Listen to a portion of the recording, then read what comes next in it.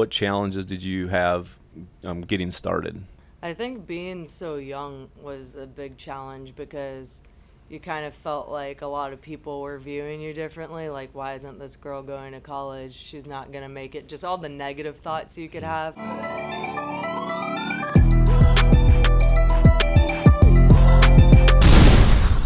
Jay, welcome to the Fit Team Show. We're excited to have you here, coming off a great weekend, and we'll get into that in just a little bit. But for those that don't know you, just give a quick, 30 seconds who you are. I'm Jaye Green. I'm from Boca Raton, Florida. I'm a professional golfer on the LPGA Tour, and I've been with FITTEAM as an ambassador for this is my third year now. I think so. Yeah, Yeah, that's great. yeah. Happy to be part of the team. Awesome. So we'll get started early on. When's the first time you picked up a golf club? I think maybe I was 2 when I played Wow. putt-putt for the first time, but I hated it until I was probably like 12 or 13. So Yeah. the 12 and 13 is when you actually got started to Yeah. play more serious and love the Mhm. game? Yeah. I like to play every other sport, and then once I was like 14, 15, I was like, okay, I want to play golf for real. Wow. Yeah, so a little later, but I'm glad I got to play every other sport before. So what other sports did you play before golf growing up in your early years? I was a gymnast, played soccer, basketball, volleyball, dance, but gymnastics was like my main thing. A lot of people say that it's important to be well-rounded. You learn different things from different sports. Is there anything you could touch on regarding that? Yeah, I think it helps a lot mentally too, because in other sports it's all a reaction. In golf, you have so much time to think, where that's really hard. So sometimes I tell myself to just be an athlete, and sometimes when I'm just reacting, it's a lot. It helps a lot for sure, where it's less technical and more feel. So you played all these different sports. 13, 14, you decided you're going to get a little more serious about golf. How did that come about? What made you decide I'm going to do this? I don't really know if there's an exact moment or I started watching the LPGA tour on TV and I go, that's really cool. These girls get to be on TV for playing golf. I go, I want to be on TV.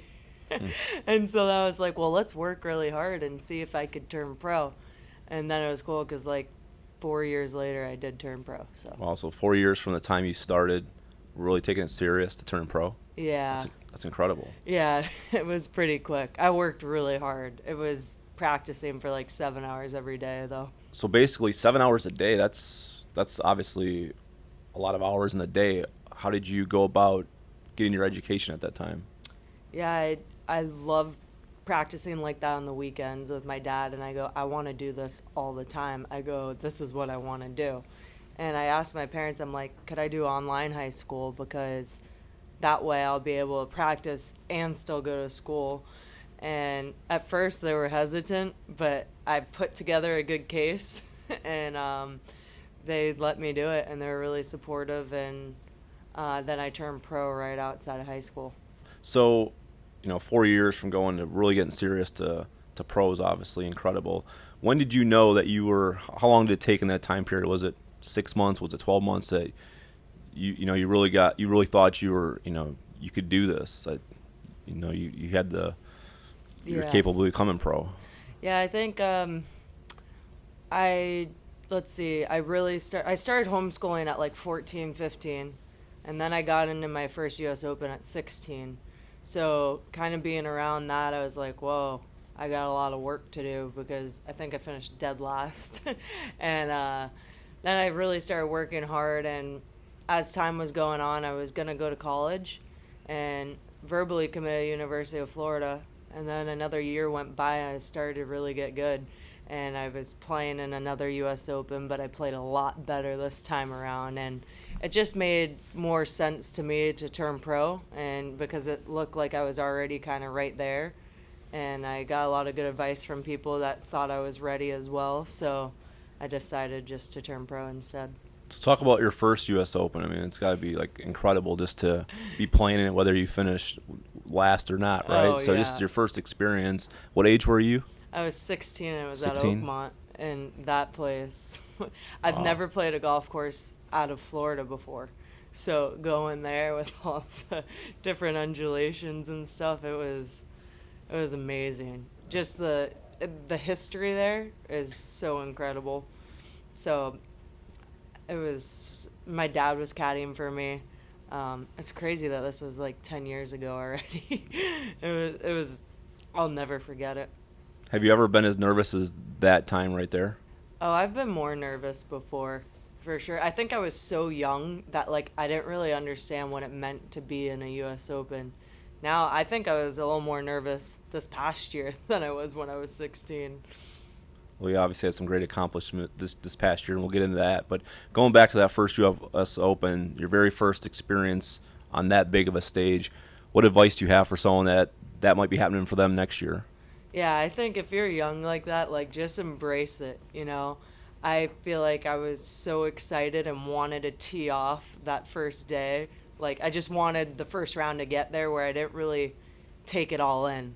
I really wish I got to be like this is so cool. Hmm. Like I'm in the US Open and really just take it all in and enjoy it. How long does it take to kind of get a little bit like calm the nerves? Even now, say, Oh is yeah. it the first few drives or first few shots or first few holes, Yeah. first round? What is it? I mean, obviously, as the match goes on and things get when you're in the hunt, it's probably nerves build up. But to Yeah. get in a rhythm, just starting off a typical weekend on Thursday, how long does it take to?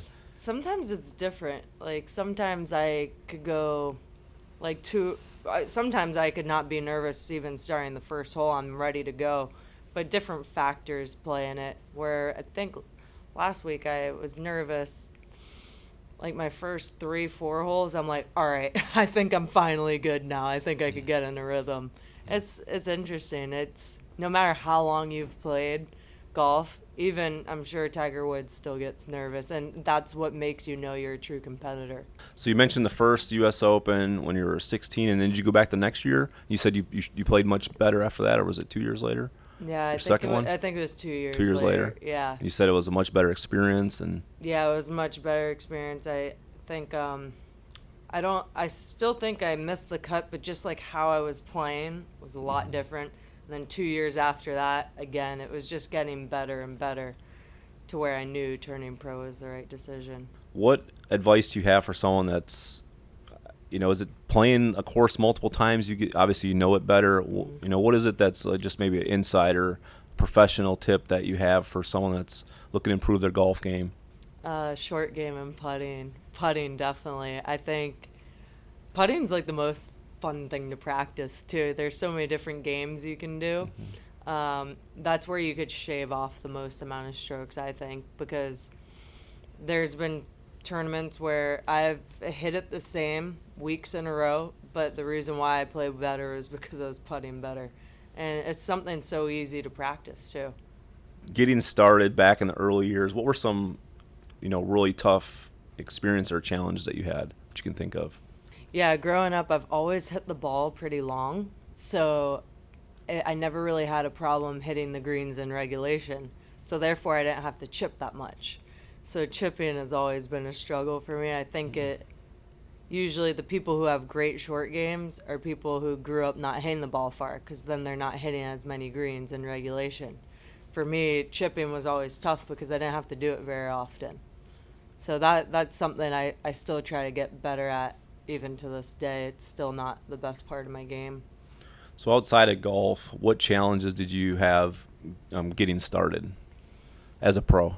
I think being so young was a big challenge because you kind of felt like a lot of people were viewing you differently. Like, why isn't this girl going to college? She's not going to make it. Just all the negative thoughts you could have of being young and kind of feeling like you don't belong. That was tough for me because I would always keep it in. I would keep it in and be nice to everyone, but it would really hurt my feelings feeling like I didn't belong anywhere. But it's a process. Everyone's got to pay their dues, and everyone's probably felt that way. So I think once I realized that, it got a little easier for me. That was my next question: is what did you do to overcome that? I think it was just growing up, like getting older. Having my dad travel with me my first few years, and he's a great person and great dad, so that helped a lot. But I think just going through it is what helped me. Is there was no way around it. Sometimes you just have to go through hard times to get to the other side. You can't cheat it. Right. Sometimes you have to go through the experiences. So, what about, early on? We'll get into after this question. We'll get into later. But what about early on in your career? What's some goals you accomplished? Obviously, was to become a pro. Mm-hmm. What's some other things early on in your career that you accomplished? Some goals that you had? I think that was like my main thing growing up is I always just wanted to be on the LPGA. I didn't really think about winning. I just knew I wanted to be on tour. So when I actually won Q school, so that was like a huge thing for me. I'm like, I'm on the tour. Like this is what I've worked so hard for. And then it was kind of weird because since I wanted to be on the tour, I didn't really have very many other goals. So I was just kind of out there like going aimlessly. So then I started a reset where I'm like, I want to make a lot of cuts. I want to get into the Asia tournaments at the end of the year. I want to keep my card. And then it slowly just started building more and more goals. Right. Once you achieve one goal, you start thinking a little bit farther. That's something we always talk about at FITTEAM. Obviously, when you reach one goal, set a new goal and push yourself to to do more. What's some goals recently that you have accomplished? I have set a lot of goals that I haven't accomplished, but I've set some that I have, and the ones where I've wanted to be in the hunt of winning a tournament, and I've come close twice now, and that really helps me feel like I'm moving in the right direction with still quite a few events left in the season. So just putting myself in the position. I haven't completed my main goal, but I feel like I'm getting closer, so that's good. Do you want to share your main goal? My main goal is to get my first win. I know I want multiple, but I gotta start with the first one first. So, and it's getting close. So obviously you're very close. You've had an incredible last 3-4 months. Talk about the U.S. Open this past year. yeah, It was awesome. I believe at some point you were in the lead, right? yeah, And that's got to be just a nerve-wracking feeling. Talk about that for a little bit. yeah. I was leading with 6 holes to play, so and I've never been in that position before. Let alone in a major, the U.S. Open. So I think it would have helped if I was in that position before to kind of know the feelings you might feel.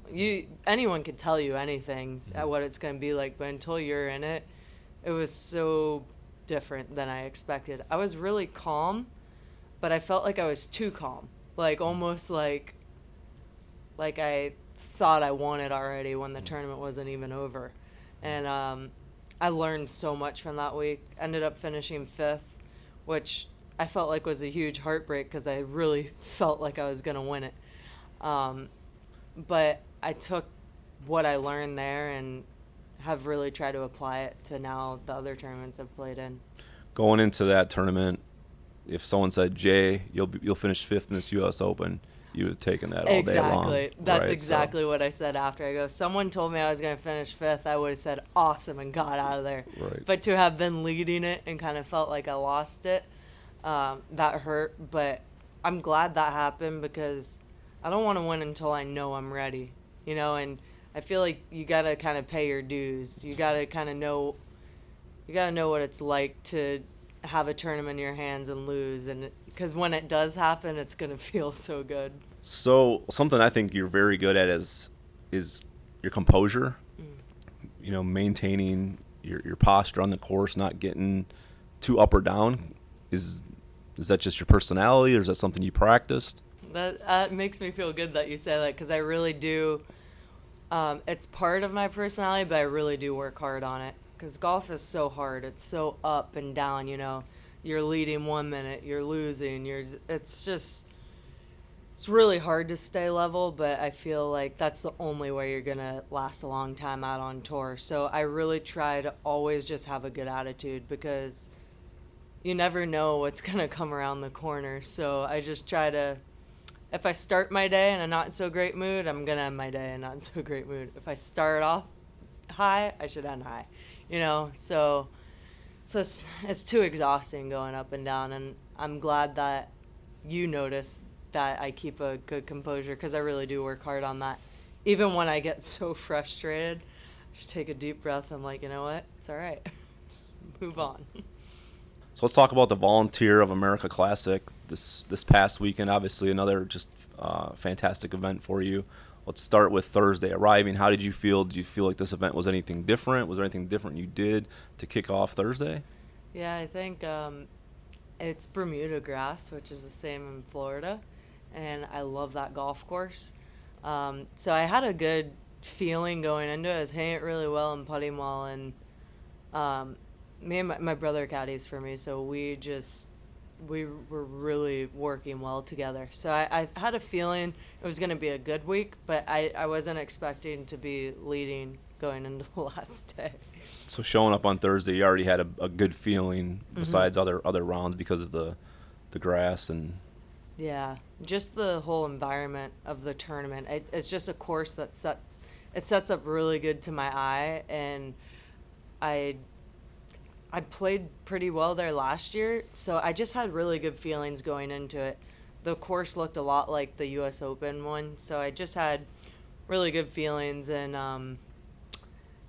I have been playing really well, but every time I say, "Oh, I feel like I'm gonna win," never happens. So I've just kind of been quiet about it, and almost got it done. you're like right there. But let's go day by day. Let's start Thursday. So Thursday, you obviously went out, and got started, had a great round. Let's talk about how you felt Thursday and what some things that was working for you. Thursday was good. I only had one bogey, and it was so hot there. It was probably 98 degrees that day, and I had an afternoon tee time, so I was really loosened up because it was so hot. I was hitting the ball far and straight and just made a bunch of putts. I birdied 4 of my last 5 holes coming in, or 3 of my last 4. So I finished really well Thursday, so that left a good mark going into the next day. So let's talk about Friday. Friday, trying to remember. Friday was a morning round. Got off to another hot start, and just played really consistent. Only had one bogey again on Friday, so that was really good. I think I was then only 2 shots back going into Saturday. Yeah, 2 shots back on to Saturday. Obviously a great start, feeling good. Let's go into Saturday. Yeah, Saturday was crazy. I only had 2 pars in 10 holes, so I was 8 under and shot 28 on my front nine, which I've never done before.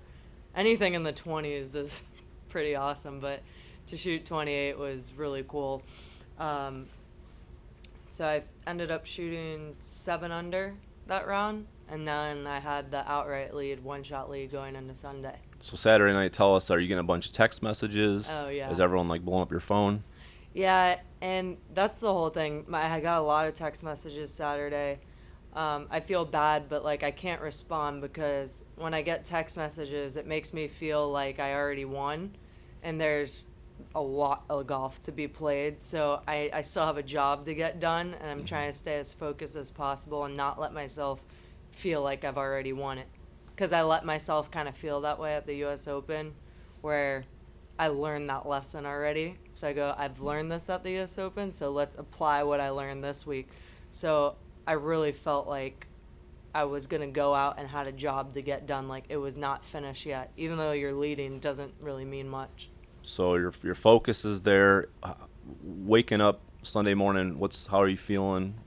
I was like a little nauseous, to be honest. I had nerves, but I felt more like so excited to play. I felt like that competitiveness really coming out, and I had a great warm up on the range. I just felt really good. I kind of felt like, okay, this is my day, but it doesn't matter. You really got to grind your butt off today because you never know who's behind me could be playing.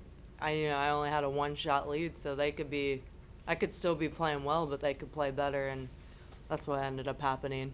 You had a good start, and you had a good first 9 holes. You had eagle in there, some birdies, a bogey. Yeah. But how were you feeling after halfway through? Um, the girl actually chipped in, Cheyenne Knight. She chipped in on number 9 and number 10.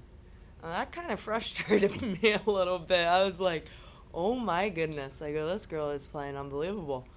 But I still made a birdie in there. I wasn't going away. I made 2 back-to-back bogeys, but I didn't really feel like my nerves got to me. It was more kind of just like golf. You know, sometimes you're going to hit a bad shot, and she just was not letting up. And I made a lot of good par saves coming in, some clutch putts to keep me alive, and she just kept making putts too. So I couldn't really gain ground, and it felt good that I played well, and I didn't lose it this time like at the U.S. Open. She just straight up won. You know, she played well. She didn't make one bogey the final round, didn't hit one shot offline. So she won it. I didn't lose, you know. Were you well aware of the score the whole time? Oh, yeah. Yeah, I Every knew hole? everything that was going on, and sometimes I always thought that would be a distraction for me, but it actually really helped me focus. I was in a different zone this last weekend compared to the U.S. Open. The U.S. Open I didn't want to know because it kind of stressed me out. This week it was more like I want to know so I can win. You know, I was more trying to win versus protecting something. The reason I asked that question was because the announcers were like, they're going to be coming around this turn and there'll be the scoreboard there. So I Yeah. wondered, I'm thinking, she's got to know. Right. I learned looking at leaderboards used to really stress me out, but I learned to look at leaderboards and think of it as a way to stay patient and breathe. So sometimes I turn like something that used to be such a bad thing for me into a positive. So every time I see a leaderboard, I'm like, oh, it's my reminder to breathe and keep playing patient. So after the event, what do you do Sunday night to just get back in a routine of, you know, as soon as that event's done, you have something else coming up either the Oh. next week or following couple weeks, whatever it is. How do you just get back and Well, switch gears mentally so quickly? Yeah, you're kind of on just go. You don't really have time, so it's a lifestyle where you just have to constantly adapt. I was at the airport for 4 hours. My flight got delayed, didn't get home till 4 a.m. that night. And then now next thing I know, that week's done. Got to unpack, repack to go to Asia for a month. So it's just more like that just comes with the lifestyle. My rookie year, I was not good at that. I like to have time to reset. Now you just kind of just go with the flow. So this next month in Asia, tell us a little bit about some events you'll be doing there. Yeah, we go. I'm really excited. There's 4 events, no cut, and it's all the top like 80, 70, 80 best players in the world. So it's going to be great competition and guarantee 4 rounds of golf every week. And we go to Shanghai, Korea, Taiwan, and then Japan. And I really like those places. So especially I haven't been to Japan, so I'm really excited for that.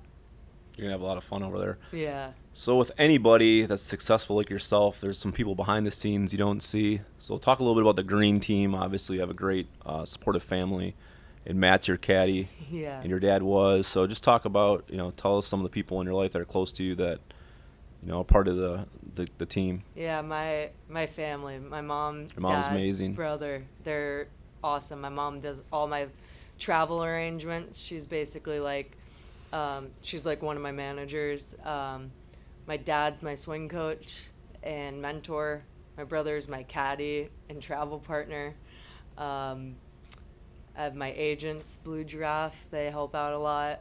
My trainer, Colby, out at Joey D's facility. That helps because nothing's worse than being on these planes all the time and having your body hurt. So this year my body has felt amazing. I'm still young, but this travel really takes it out on you. And my psychologist, Mary, that was a huge thing for me because I felt like I've been playing well for a long time, and now to have her part of the green team has really helped. It's given me that extra edge, I think. Well, we know, and I think you're right there. You're right there, and you're going to win soon. Do you feel that pressure, or do you welcome it because you know you're getting better every single day? I think the second option there. I really feel at first, after the U.S. Open, I put so much pressure on myself because I felt the win was near and I just wanted it so bad, so bad, so bad. And now, once I finally relaxed, like I finally said last week, I go, you know what? I'm just going to relax and play golf and see where that gets me. And now that I see how my relaxed golf, where that gets me, I just feel like if I keep doing that, it's only a matter of time. So I'm more excited and just like more excited just to play my own game and know that it's good enough. I think one of the most important things for yourself right now too is you believe you can win. Right. Before, when obviously you started, you just wanted to be a professional golfer. Then you kept setting new goals, and now you believe you can win. So that's a goal. Talk about that real quick. Yeah, that's something I think takes time too. You can always say you believe you're going to win, but you really have to know it in your heart, mind, and soul. And I've really, after this past week, even at the US Open, I knew I could win, but there was still something missing. I think I needed the consistency of being in that position to know I'm going to pull it off one day. So I think over time now I really have it engraved in my heart that I know I can win out on tour. Two more quick questions. The first one is, you're a role model for a lot of people playing golf, obviously. How does that feel?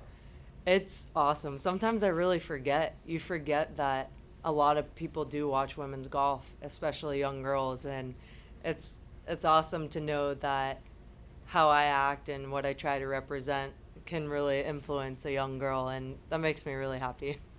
And what else do you want to say to everybody listening? That I really enjoy what I do, and I'm so happy to be part of FITTEAM. You guys have been a huge help for me, and I love your stuff.